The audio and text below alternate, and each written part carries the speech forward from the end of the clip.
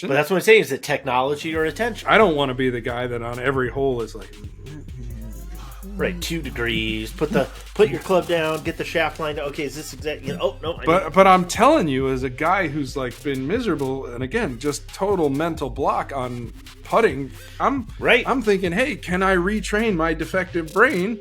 And if that helps, yeah, I'm all for it. What is up, everybody? How you living? No putts given. We're back. Tony, Chris, Golf Spy, T Golf Spy. See, Tony, what are we wearing there today? A little tropical flavor. Yeah, I just grabbed a hat.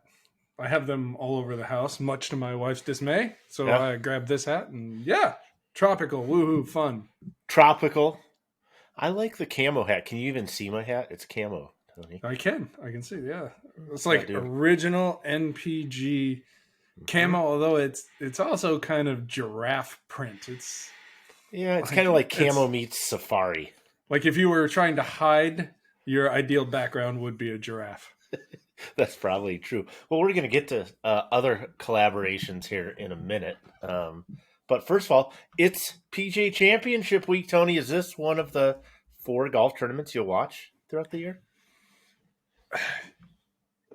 Typically, yeah, maybe, but I'm going to let you in on something. So my wife and daughter are going to be gone this weekend, so I'm going to be trying to get out on the golf course as much as I can, and then I will come home both days likely and take a big fat nap. Please go away. Let me sleep for the love of God.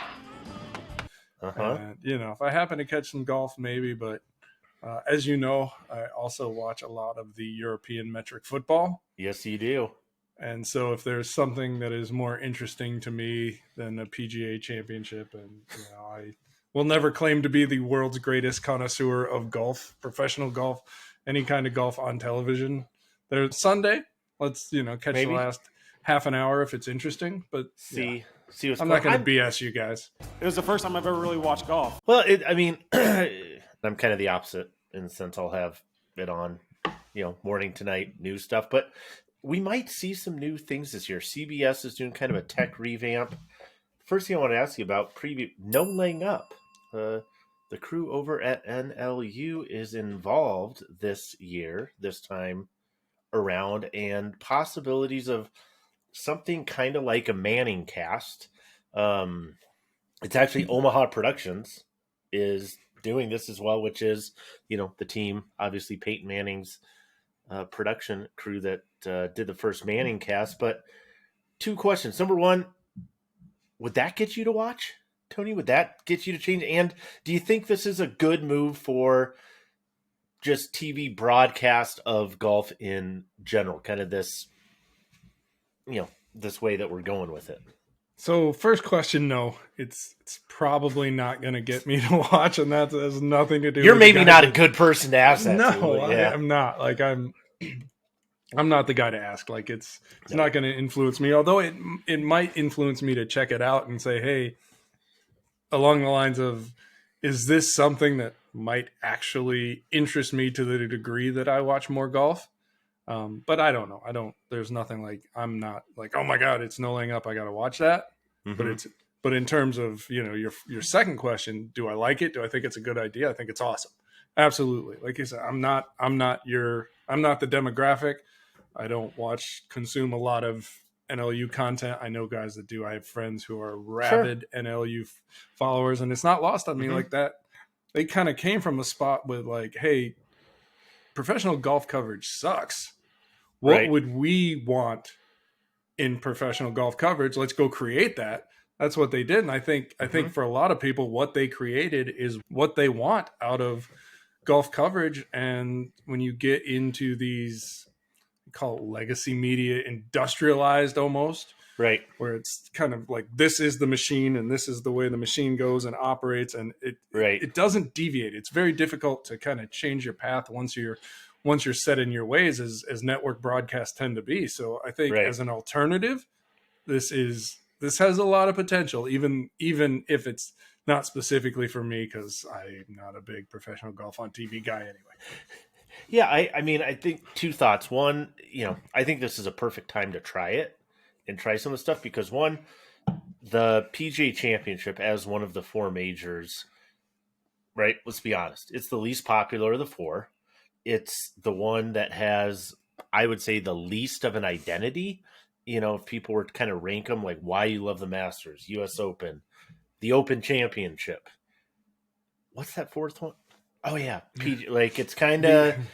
I'd say it's the other major, but that's actually TBC Sawgrass, the players. I mean, so it's you have kind of a different element there, and so I think the opportunity to try something different like this, it's a perfect time to do it. I also think that, like I said, we've harped on PGA Tour broadcasts, just like I said, the industrial machine of broadcasts is there's only so much they can do. You can mic up a player, have them kind of talk you through a hole or whatever, and we've seen some of that on the mainline broadcast. I think, getting some people out there that maybe have a little bit different personality is great, but again, a personality, but they're still stuck within the machine, so it's still, hey, we got people in the booth, we got people doing interviews, we got on-course people walking by them, and da-da-da, and it's like, you got your positions, you got your system, etc. Is this maybe something that, like, you take a whole different approach to and go, oh, like, again, use the Manning cast example. I know there are people that would prefer to watch that version of football as opposed to a traditional network broadcast. So is there an answer for golf that may be something like that, where you might actually go, hey, this is more kind of me watching golf with my buddies, that would be enticing. I don't know. Maybe. There's potential. And it, who knows what sort of guidelines / restrictions they're going to throw on them. Right. And that, that can suck the life out of something pretty quickly. But hopefully the guidance is, hey, go do what you do, because what you do is good and, might be better than what we do. So do it. Anybody pop to mind? Like, if you said, I know you got the NLU guys, whatever, the Manning casting, I'm going back to that. That's brilliant. I love listening to Peyton Manning talk football. I could listen to him broadcast, because knowledgeable, personable, etc. Is there anybody you think of in the golf space, if they're like, hey, we're going to take over broadcasting, or if you could kind of put together a broadcast team of people that you would kind of get excited about? Like, if you kind of maybe slot some people in there? Off the top of my head, no. I mean, to be brutally honest, nothing's exciting. Well, it's funny. Like, initially what popped into my head, and it's so bad, but I'm like, I feel like Gary McCord, if you brought McCord back, and I know we're kind of trashing legacy media here, but right, and just turned him loose and not sort of said, like, this is your role and you have to play this role and you can't venture outside of this box. I think McCord is a really smart, insightful guy when you talk to him, and he's brilliant. He's genuinely funny. Mm-hmm. So, it's as much as that's sort of like the opposite of what feels like a good answer, I would actually think about bringing McCord back and just kind of taking the leash off. Yeah, I would too. I like that. I would think about assembling like a quick panel and trying to figure out the people you want, and then figure out maybe where to go or how you would do that with them. I know, network broadcast, they snagged Colt Knost. Colt's partner in crime over there, Drew Stoltz, is unreal funny. Maybe one of the top 5 funniest people in the world, but we would need like maybe an 18 and over subscription, kind of thing, where you could maybe listen in on some stuff, and then maybe you get a Scott Fawcett on there, or somebody that's talking strategy. If you got a strategy question, like, I would almost see it like that, and you have kind of one person maybe moderating and going back and forth with kind of these different personalities. But I don't know. Well, it's an interesting, it's important to draw a distinction here between the PGA of America, right behind the PGA Championship, and the PGA Tour, because as we know, the Tour has been incredibly reticent to do anything fun. I mean, call it almost honest coverage of events, or honest coverage of the professional golf, and it's talking things like refusal to show bad shots most of the time, or even at the level video gets put up of something. We're gonna let's not let anybody have access to the content. We're gonna maybe quietly fine and suspend guys, but we're gonna keep that super secret, and we don't talk about it. We pretend it never happened. So I mean, it's time to evolve, and hopefully this is one small step in the right direction. Yeah. Anything but authentic at times. And like you said, there's a great opportunity there for sure. And we're going to come back to a couple pieces of that because CBS is getting digital with this thing too. They're supposed to unveil new graphics, digital packages. The two things I'm going to be watching for is one, just the total broadcast, the width of the broadcast, and see are there things that might go, yeah, this might be really cool for another event. And then secondarily, the tournament itself. It's your neck of the woods ish. You're closer to Rochester, New York than I am. I know probably a dozen people making the drive. So yeah. So it'll Blake's be kind of cool. out. Yeah. Oh, really? Yeah. Not surprising. I'm not. You're not going. You're not going to go. Who's going to win it, Tony? Who is going to win? I'm going to go with. Since you're not watching anyway, who's going to win? For me, in my estimation, non-scientific, non-formulated, no direct correlation with OWGR, but in my estimation, the best player without a major, Xander Schauffele. Oh, the Schaffel. Yeah. I mean, go back to Augusta a few years ago, right? Yeah.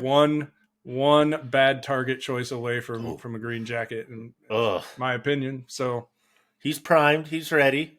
It's the year of Scheffler and John Rahm. Rahm got the first major of the year. I'm going Scheffler for the second one. But we'll see. I'll watch. Tony, I'll let you know how it all turns out. I'll keep you posted. Could you imagine if Rahm wins this now? All of a sudden the slam starts to look in play. Mm-hmm. Yeah. It wouldn't surprise me at all. Would not surprise me at all. What did kind of surprise me, though, last week, winner on the PGA Tour, Jason Day, first time in 5 years.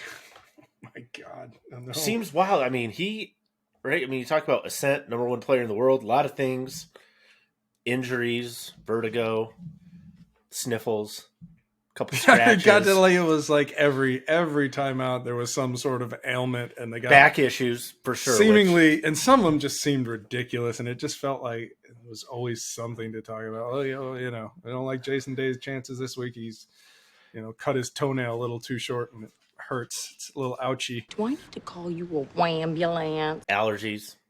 Got to take your Claritin, Tony. Take your Claritin. But I'm going to go through his bag just very quickly. I want you to pick out the top two things that you find interesting about this, because once upon a time, Jason Day was a big piece of the TaylorMade staff. Obviously, when he was at the very top of his game, he is no longer. Back when it looked like he was going to win everything every week all the time. And absolutely. But he is one of these gear free agents where it is actually interesting for a second. So he won this last week. Ping G430 LST driver with a TPT prototype shaft. Okay. TaylorMade fairways and irons, a mix of old and new, some 770 stuff in there. The MC irons, which you and I both hit out there, I know we were fans of, but some Sim Max and some new stealth stuff in the fairways. Vokey wedges, 60 tee grind. TaylorMade Itsy Bitsy Spider putter, and Bridgestone Tour BX ball. What jumps out? Tee grind. Always love the tee grind. Tee grind will never, ever not jump out. You know that. We've talked about this. The stock 60-degree wedge on the PGA Tour these years. There you go. It's so funny. Like, it has become this thing, and maybe because we talk about it a lot, but it does seem to be something that people are starting to notice now. And like you said, it has sort of become like the official lob wedge of the PGA Tour in some capacity. So that's cool. And I think, I guess what stands out the rest of the way is really the Bridgestone ball, if only because things haven't necessarily worked out beautifully for Bridgestone. Like, Tiger was a huge signing. No doubt. But he hasn't played much. No doubt. Bryson went full Bryson, and call it parting of the ways, cut loose, however you want to phrase it. Gonzo from the Bridgestone roster. And so this is a company that, in terms of flagship people, ambassadors, right? Very, very limited, despite a product that a lot of people seem to like. Mm-hmm. And so for them to get a win from a guy that they kind of certainly did not, they bought low, right? That's, I guess, how you phrase that. Yeah, they invested at the right time. And it seems to have paid off. So good. Yeah, good for Bridgestone, good for Jason Day. I mean, he always seemed like a a decent, likable kind of guy. So happy all around here.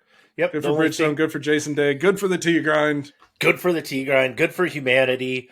It's at retail, and in so many of the comments that we get, it's a tailor-made in Callaway world with drivers, right? I mean, the top, if there's three, we see it retail. When we're picking, hey, who's going to sell most at retail? It's like, is it A or is it B? Is it Coke or is it Pepsi? That kind of thing.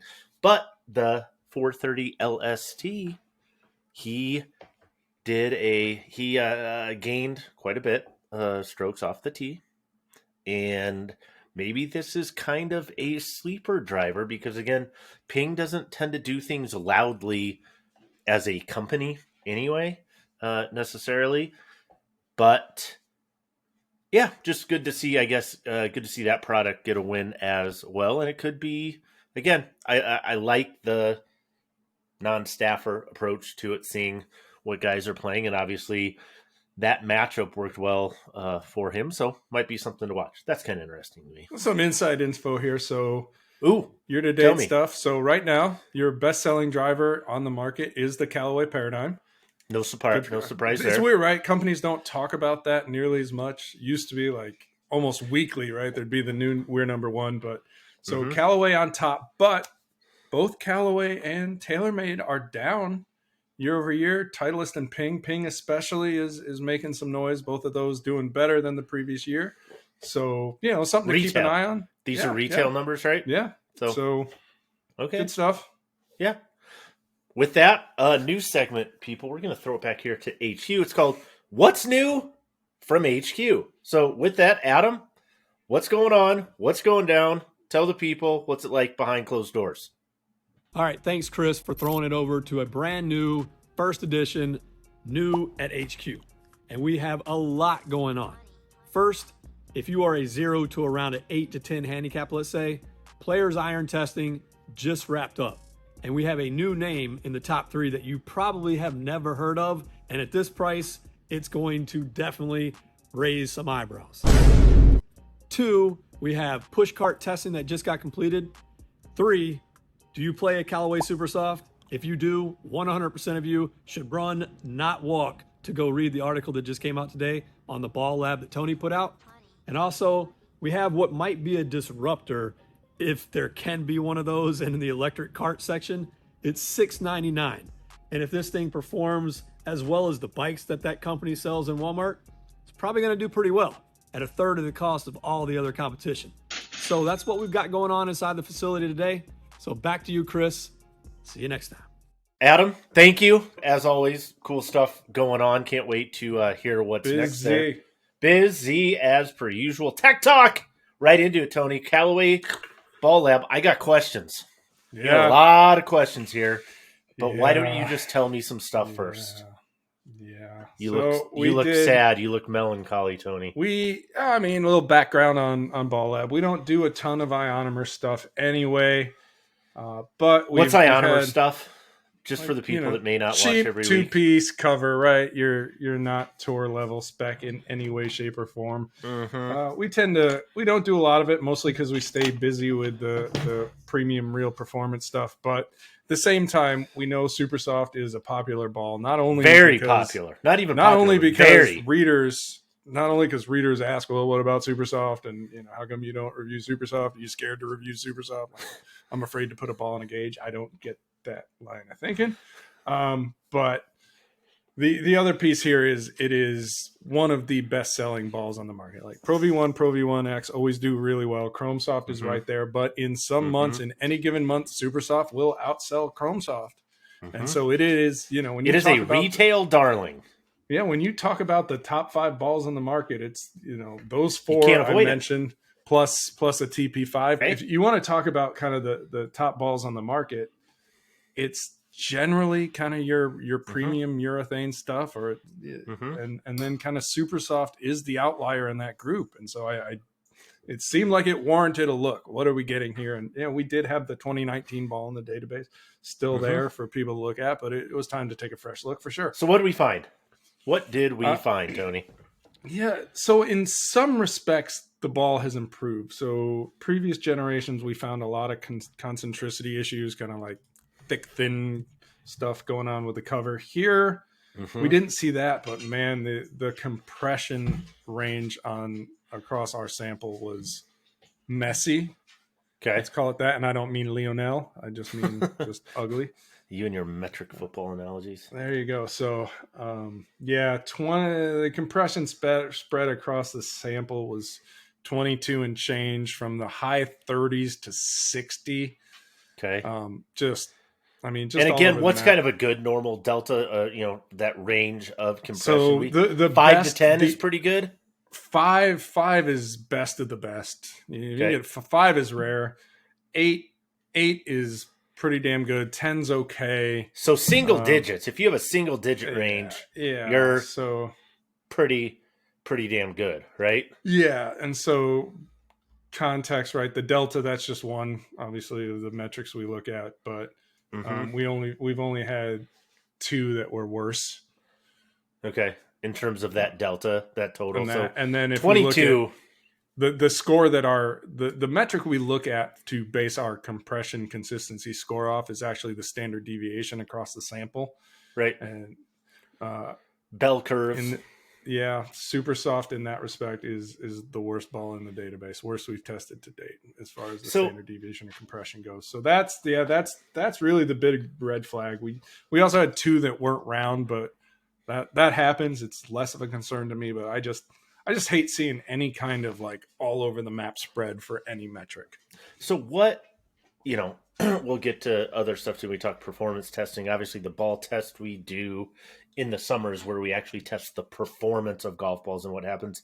But with that wide of a range on any golf ball on compression, what are the most noticeable outcomes or things that would impact me as a golfer if I go to buy this and I hit one ball that's a 38 compression and the other one is 60? So there's your correlation to compression is ball speed. That's why we say soft is slow. Right. And so you're going to have a range of ball speed. And again, for the target audience, maybe it's less of a concern because those guys aren't killing the ball anyway. And so, the differences aren't going to be as exaggerated as speed is an accelerant. It's gasoline on whatever fire happens to be with your golf ball. Speed is gasoline. For the target audience, maybe it's not the worst thing imaginable. And then the other consideration here too, there's always that relationship between your hardness of the core and the next layer, or right, because that's where spin comes in, right? Cover, right? And so you are going to get some spin variation when something in the ball isn't on spec as well. So just kind of a general inconsistency play. Now, like I said, the good news here is we didn't have like massive layer concentricity issues, but at the end of the day, like it needs to be more consistent. It's just can you expect it to be more consistent at the price point they're selling it at? Because that's part of the consideration, right? This isn't a $50 dozen ball. It's not a $40 dozen ball. It's is it mid-20s? Yes, but is it under 30? It's a $25 golf ball, but it has a Callaway logo on it, and that's ultimately it.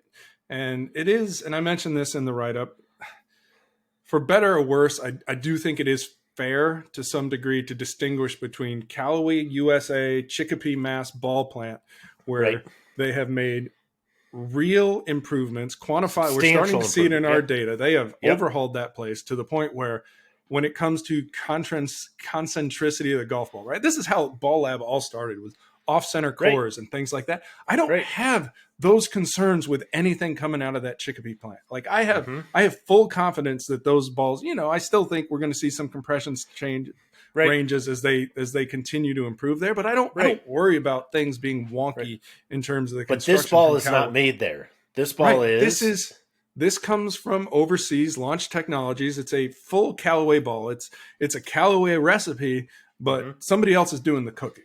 And the QC and the QA and the inspecting. I would imagine Callaway would probably tell me that they have people in the factories to oversee things. That's a general thing we hear from any company that outsources part of its production. Right.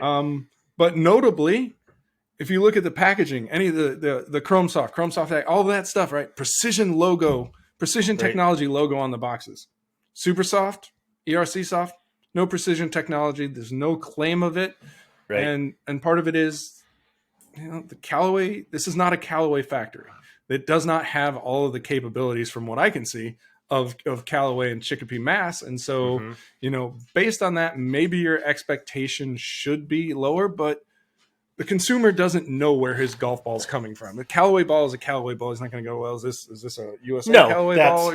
Probably has never given that a moment's thought. And so in that respect, it's a little bit disappointing, as much as I can kind of excuse it a little bit, knowing what I know about, that. And what I come back to, kind of my summary point in all of this, is dating all the way back to Ely Callaway. The company has had this mantra of demonstrably superior, pleasingly different. Mm-hmm. And when you see something like what we found with this SuperSoft, I'm like, it just, if you want to consider, and I don't know if that statement is a promise, maybe it's a goal, an objective, but if you want to say, hey, that is the Callaway promise, my words, not Callaway's, but if you say that is the Callaway promise, this ball doesn't live up to it. And there's no way to spin around that. And I get people love it because it's soft, and it's still soft. Well, and it's inexpensive. At 60 compression, it's definitely not as soft as it should be. And so, some issues here or there. And it's tough for me, because I've genuinely over time become more bullish on Callaway golf balls. And at this point, I'm like, feel comfortable buying something made in Chicopee, Mass. Right. The stuff coming out of Launch Tech in Taiwan, not so much. No, I'm not going to do it. And big picture within our database, we've got, a handful of Launch Tech models in the database. And again, it is what it is, but a good ball out of Launch Tech from what we've seen to date is at best average. Rare. Yeah. So and it's rare to find one, right? So you got that. Proto Concept. Tony, I love Proto Concept. I love me some Proto Concept. You and Lydia. Me and Lydia Co. Loving our Japanese brands. I got a there we go. There it is. Just a little quick. I'm actually going to take the plastic off here for. This isn't the PGA show in the Yamaha booth. This is no. Right, we don't got to leave the plastic on here, but new iron coming out of Proto Concept. Like you said, Lydia Co. in her free agent searching found Proto Concept, or they found her. She plays a combination of the 05 and the 07 irons. No wedges, other things, but she is the Proto Concept iron player. I'm just having the time here. They're serious. Oh yeah, no, that might be why they leave the plastic on. Holy cow! This is. I mean, you want to talk about spec tolerance and attention to detail from the Japanese companies? They don't even mess around with the precision-sized plastic. Precision size. I'm going to take some pictures of this guy here, Tony. But this is the new CO3 TC. What could TC possibly stand for? They made it for me. I appreciate that. I don't know that. That's why I asked him. I'm calling it the CO3 Tony Covey. Could be tournament cavity. It could be a lot of things or whatever, but it's not. Tur. Everything is tur. Everything's all tur. Nothing is for Tony. It's all for the tour. Consummate players, cavity back type of iron. 4 through 7 have kind of this undercut channel. We've seen some do that internally and leave it hollow. They prefer, because these are forged at Endo, which is, again, one of the top 2 or 3 forging houses, my opinion, in the world. I think that's shared by others. But they forge and then mill to specific tolerances. The cavity basically changes CG location a little bit vertically on the different irons. 4 iron through 7 iron all have some of that undercut. 8 iron through pitching wedge do not. They don't have the undercut part, which, again, we've seen for a variety of reasons, but basically has to do with launch and spin. Endo forging, like I said, top of the heap. The whole idea of Proto Concept is to give golfers kind of that spec tolerance, materials, design that tour players might get through a prototype process, right? Where it's, no holds barred, throwing, the kitchen sink at it, sparing no expense, but then making it consumer friendly, consumer purchasable. $350 a head, $350 a head, which is pricey, but it's not. I mean, we've seen 400 and plus, but this is going to live, and that's where Proto Concept's going to live. They're going to live in that top tier, space of probably the most expensive. It's not a mass market kind of thing. You can get them though, like through Fairway Jockey. True Spec is a big fitter for them as well. And I'm a huge fan. I absolutely love these irons in particular. You still have them in the bag? You played Proto Concept for a while, right? Mm-hmm, I did. I'm actually looking at, I had the blades and the short irons, and then the CO3, the original CO3, I didn't like as much.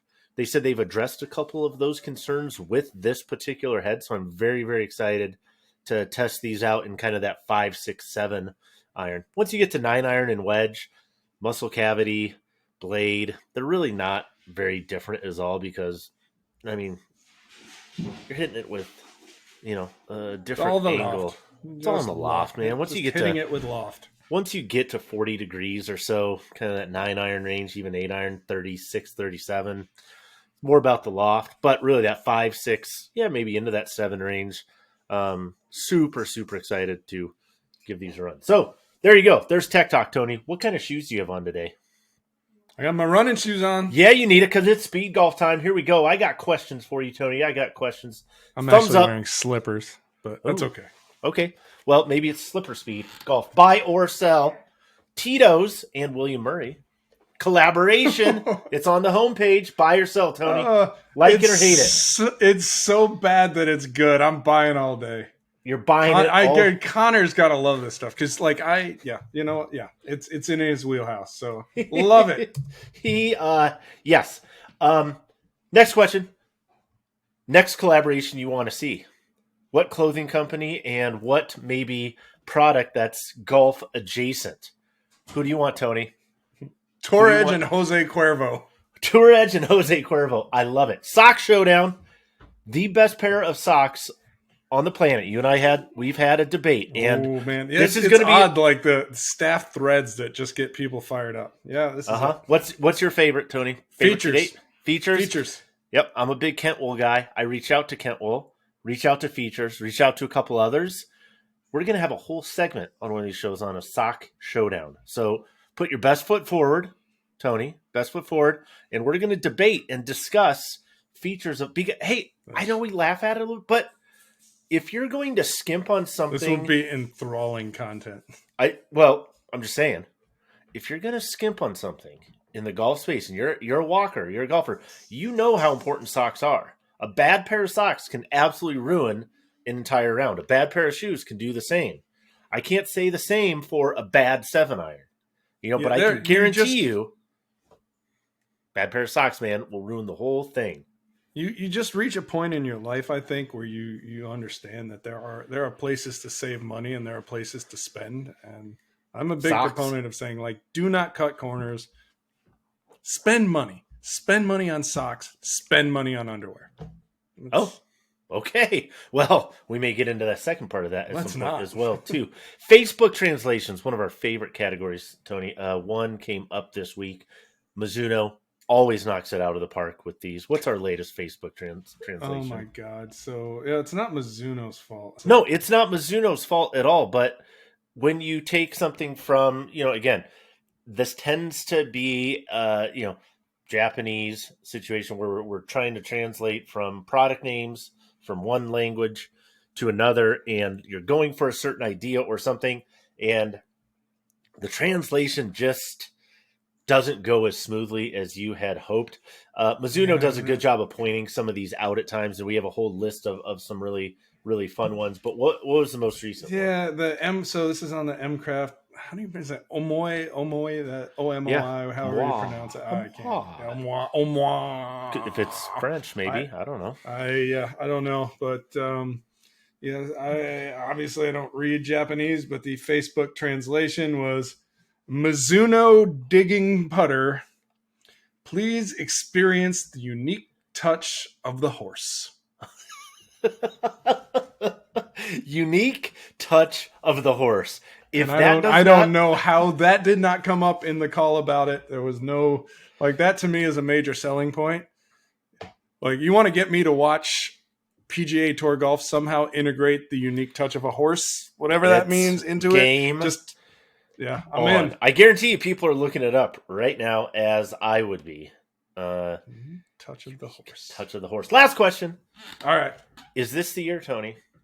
Is this the year? It is a year that we finally have a budget launch monitor that equals somehow or close to sufficiently equals the capabilities of enterprise grade $20,000 plus launch monitor. Specifically, I'm talking about this $3,000 price point.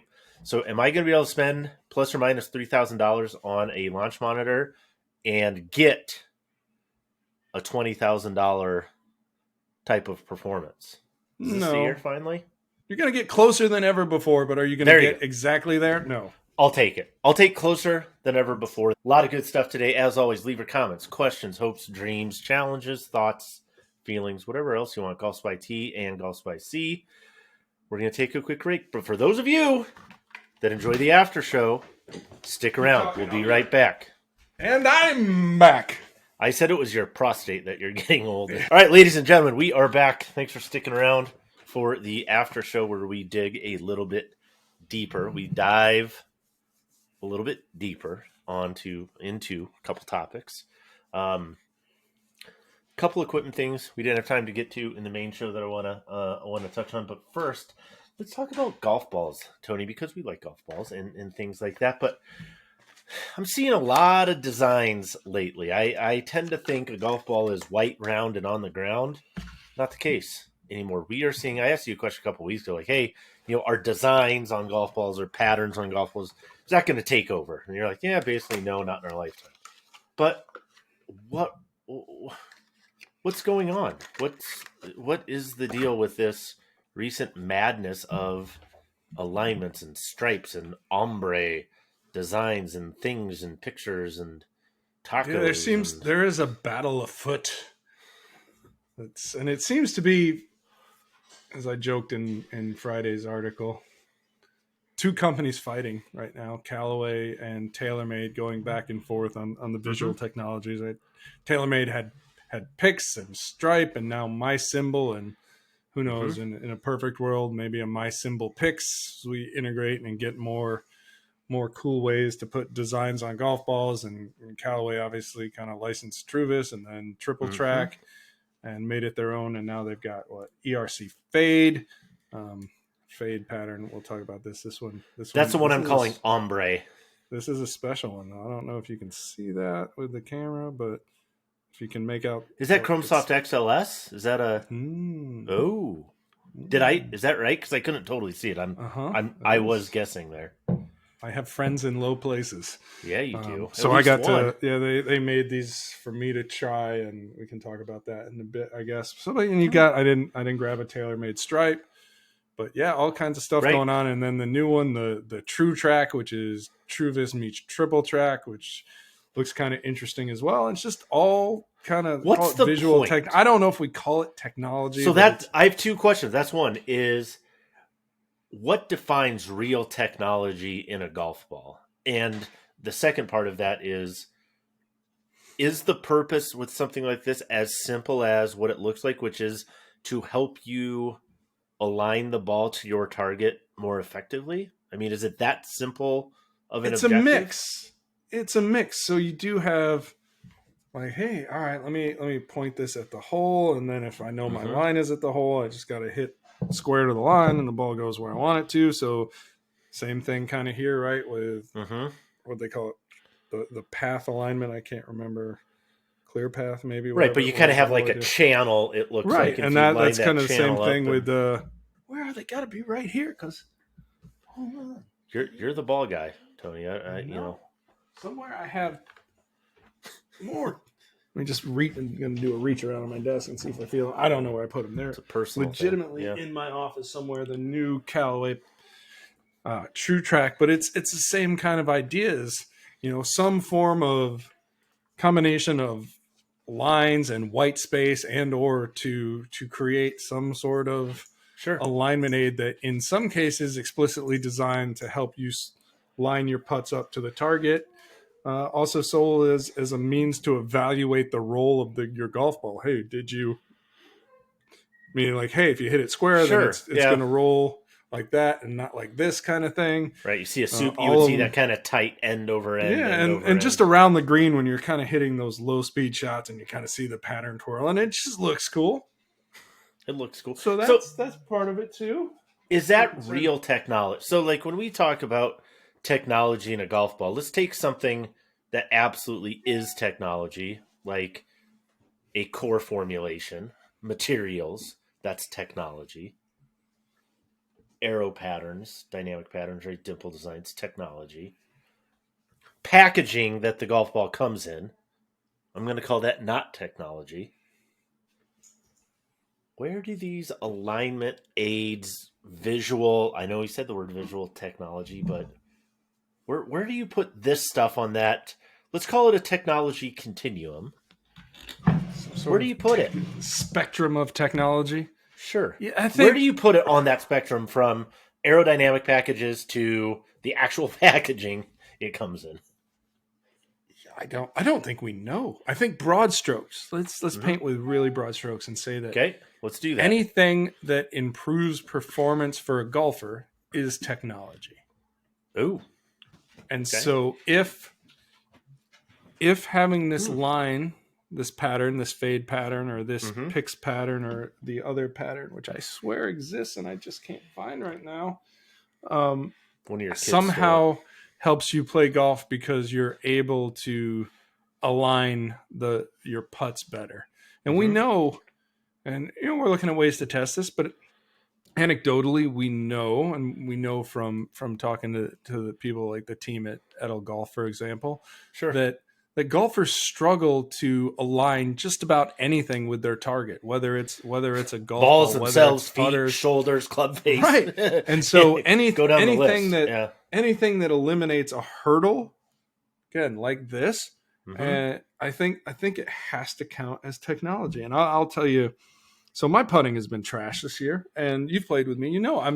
I'm that's odd. That's one of the stronger parts of your game. Historically, I'm a good putter, and for whatever reason this year, among other mental deficiencies that have infiltrated my game, I am having real trouble, line, no line, whatever, like aligning myself to the target.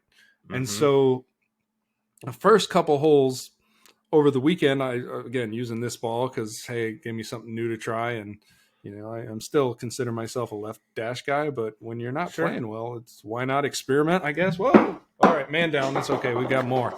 So, can't take them anywhere. First couple holes, I was aligning it, and I had one really curved putt that had nothing. Did you only use it on putts to align it, or did you use it off and the so tee too? I started just generally, just so that I didn't want to line it up to hook the ball or anything like that. But I kind of found that on the second or third hole, I lined myself up and not. So basically, I pointed the ball loosely at the hole and then lined myself up to what I thought was aligned to the hole, and they conflicted. And I went with my setup versus where I put the ball, and I missed badly. So the ball was probably closer to right. And so from then on out, I was like, all right, let's line up the ball, trust the ball. And what I found was, like I said, my idea of where the hole was as it relates to the ball was wildly out of sync. Interesting. And so when I decided to trust the ball, my putting improved. And, you can make a case like you don't want guys spending all day trying to line up putts with alignment. Right. Yeah, for real. I get it. But at the same time, my hope is that if I use something like this long enough, I'll retrain whatever has misfired in my brain and my ability to line up putts. If I can retrain it using something like this, or the channel on something like this, or a stripe, or the balls that have gone missing. I'm very sad that I don't know where I put them. You seem perturbed about the fact. Yeah, whatever it is, whatever it is that works, then I'm all for it. So I'm calling this technology. Yeah, I putted better once I started paying attention to this line. Therefore, it is technology. And like you said, we have not tested this yet, but man, it opens up opportunities. You're going to go find it, aren't you? Yeah, he has a completion complex, but it opens up the possibility of how can we maybe test things, what people perceive as a line. Can they, as you're suggesting, retrain themselves if what they see over the ball is not actually correct, but what they see, from behind the ball lining it up is more correct? what does that look like? If you're like me, you've lost your balls. You've Yeah, lost your no, I mind. can't You've help. lost your balls. I think this would be a super Confounded. interesting one to figure out. And no doubt, I would imagine TaylorMade, Callaway, some others probably have some research. That's the thing, on right? this, Like, right? I don't understand. Yeah, hopefully somebody's got research. I don't understand why Right. there's only 2 companies playing this game right now. Mm-hmm. But- Well, I think some of it comes down to the efficacy, right? Like if there's proven, I mean, we see that, right, in the industry all the time. If something works and it's proven to work and golfers understand that it works, other companies generally follow. Some follow right away, some take more time. But at one point in time, not everybody had an adjustable driver, right? There was Well, there is an element of challenger brands to this, right? Titleist, clear number 1 in the ball category by plenty. Still doesn't Right. necessarily need to go out and try things to grab attention. And that's the interesting thing is, are we just trying to grab attention? But that's what I'm saying. Is it technology or attention? Or If it's does it real- help? And I'm saying, again, I don't want to be the guy that on every hole is like, Right, 2 degrees. Put your club down. Get the shaft line. Okay, is this exact? Oh no. but I'm telling you, as a guy who's like been miserable, and again, just total mental block on putting, as someone who used to putt pretty well, like I'm thinking, hey, can I retrain my defective brain? And if that helps, yeah, I'm all for it. Yeah. So Put it on technology. everything. Well, and the other one I want to test it against too, right? So more or less, right? These balls come like that, whatever. I am the Sharpie guy. So just put that Sharpie line on it. I don't like to use the line. And you know what I find is interesting? I like to use the line the further away I get from the hole. Like some people like it 10 yards or 10 feet and in and those kind of things because they want to be really precise. I find it's just the opposite for me. My biggest misses when I'm putting come when I'm 30, 40, 50 feet away and I'm standing over the ball. I'm like, okay, it's like roughly 2 cups or, whatever. And all of a sudden, you might miss it another foot, 2 feet. Yeah, to the right. It's like, But if I have it, online, then I can just focus on the speed. And I know I'm going to be pretty close. I can just focus on the speed. But are these better than a $3 Sharpie? We have to take some time. I mean, it's stuff that we can maybe test a and preference. look at, There's no upcharge for this stuff, so that's Yeah, for so once. you're not paying a premium for it. It's just part of the deal. But yeah, I mean, I don't know.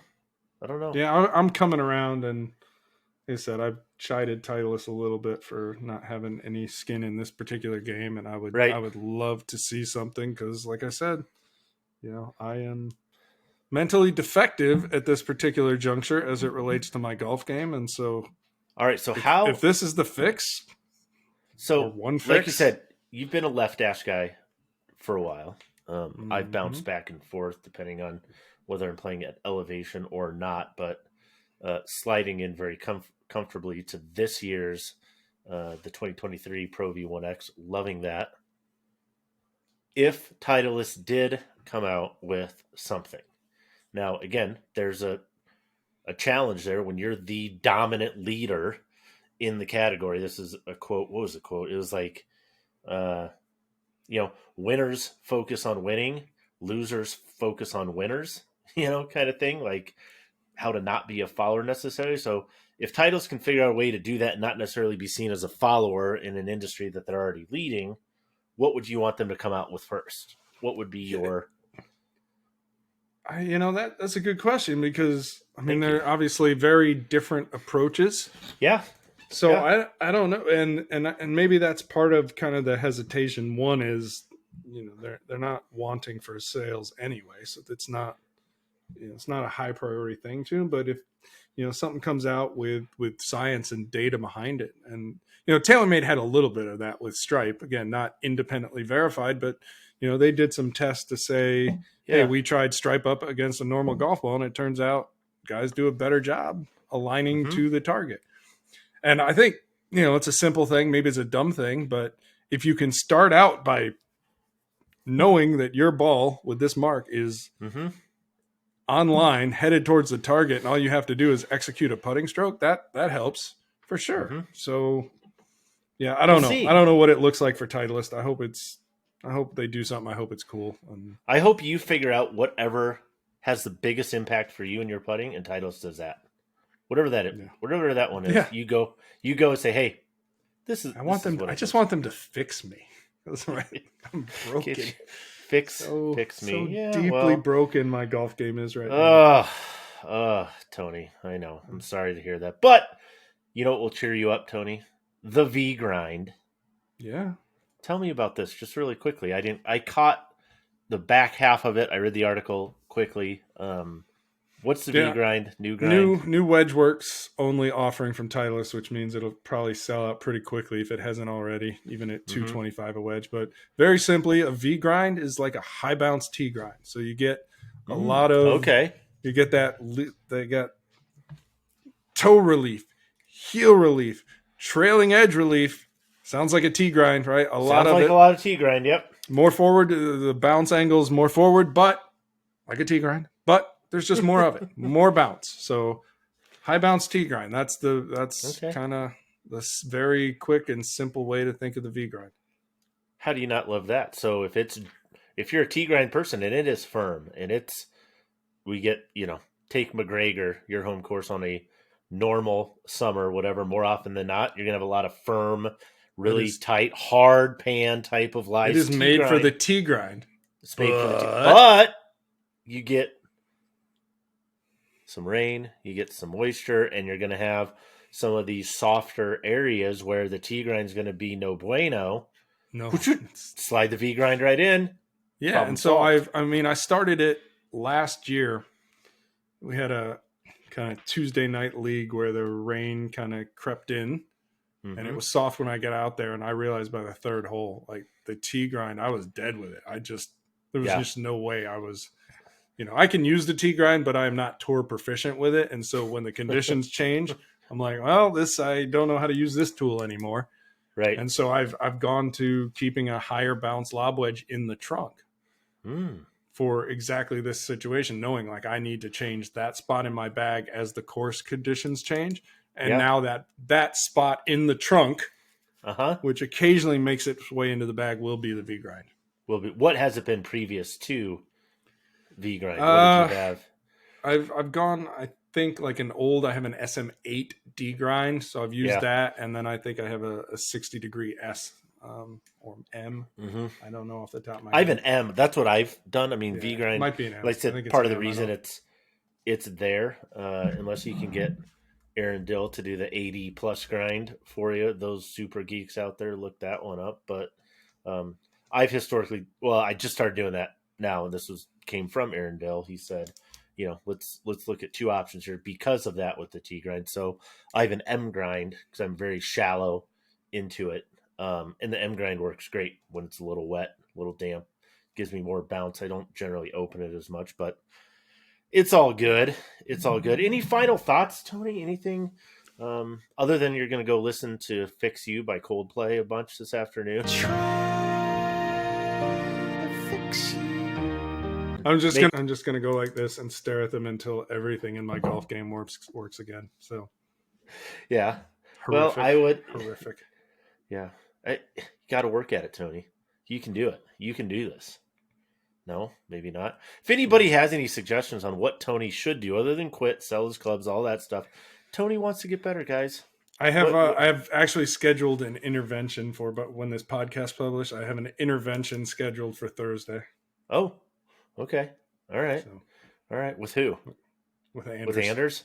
Yeah. Intervention with Anders. It's not even. It's beyond. Like I can't even call it a golf lesson.